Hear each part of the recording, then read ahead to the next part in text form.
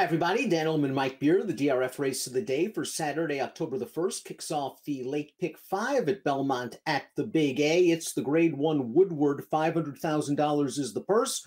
We're going a mile and an eighth. And before we get to the full preview, here's a brief message. Want to view free Formulator past performances for this race? Head to the Race of the Day page at DRF.com. Don't forget to subscribe to the Daily Racing Form YouTube channel and bet this card with DRF Bets. Here's the field for the Grade 1 Woodward. Maybe not the best betting race from a race of the day standpoint we've seen in a long time, Mike. Life is Good, though, one of the better handicap horses in the entire country. Top 3 to be sure. He's 1-9 and deservingly so. Yeah, he's a very good horse, and you're right. There's just not really that much to talk about in this field of 5. The favorite, and he is going to be every bit of that short price on the morning line, Dan. He's just really, really hard to make any kind of case against him here.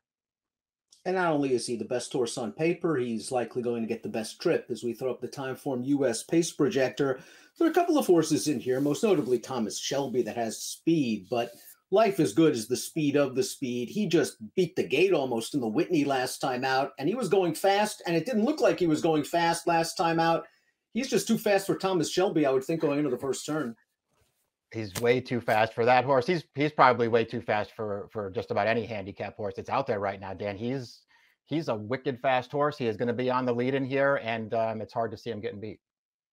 Let's talk a little bit more about Life is Good. Take out his disappointing effort in the Dubai World Cup, going 1.25 miles. 3 starts back. He's won 5 in a row, all with big Beyer speed figures.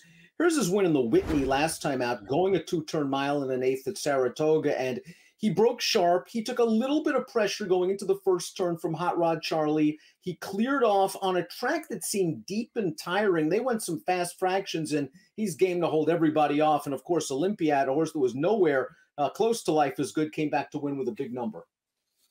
Right. And he just ran really, really well in here. And, you know, it's also, even though he's in another Grade 1 on Saturday, that is just a way tougher field than the one he's going to be facing in this Woodward.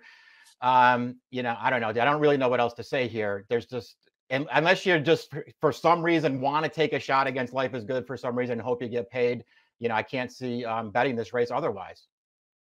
It's disappointing that this field came up so light, but the 2 Law Professor is a horse that at least got back on the beam last time out.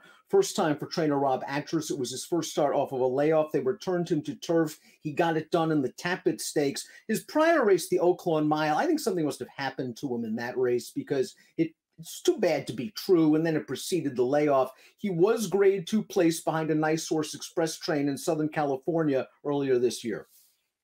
That's true. I mean, if you can get past that Oaklawn Mile, his prior 2 dirt races are both Grade 2 efforts, and he ran pretty well in both of those starts. He didn't run well enough to beat Life is Good. And I think there was at least some question maybe as to whether 9 furlongs or longer distances are better for this horse. I think that remains to be seen, but certainly he's an okay horse, and he seems equally proficient on either surface.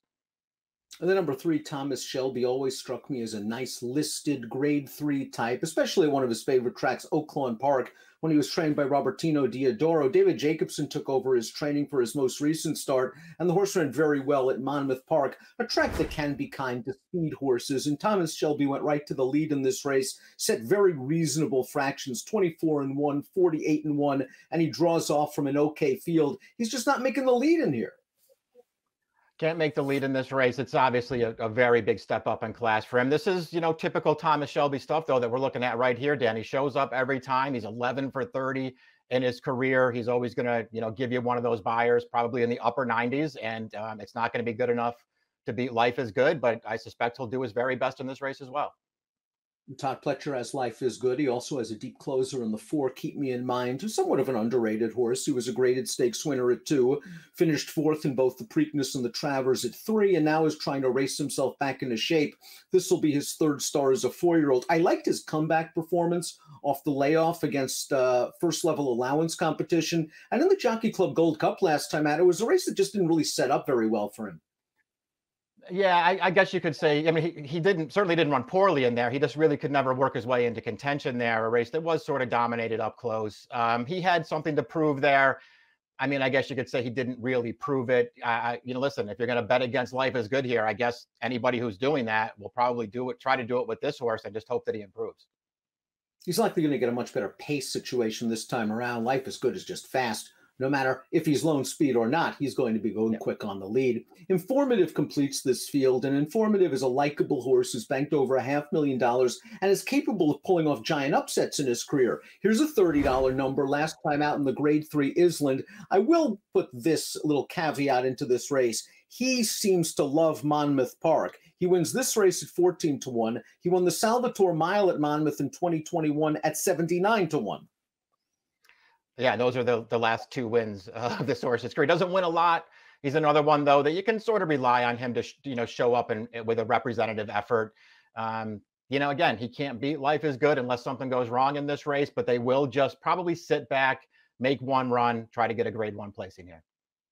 But he is in form. He's 15-1 on our colleague David Aragona's morning line. And if Thomas Shelby pushes the pace and gets fried, perhaps Informative is the one to pick up the pieces and might make your number. Before we get to our top selections, please click the subscribe button on the Daily Racing Form YouTube channel for all the latest DRFTV video franchises. Top pick for the Grade 1 Woodward. I'm not going to try to beat Life is Good in here, Mike. I'm going to try the old two-speed number 1-3. You're going to try to get the 4 and make it the old Pletcher exacta. Yeah, that'll be the shortest priced exacta. I won't be playing exactas in this race regardless. Listen, they still got to go out and run the race, Dan. We'll see what Life is Good does, but it's hard to see him getting beat on paper.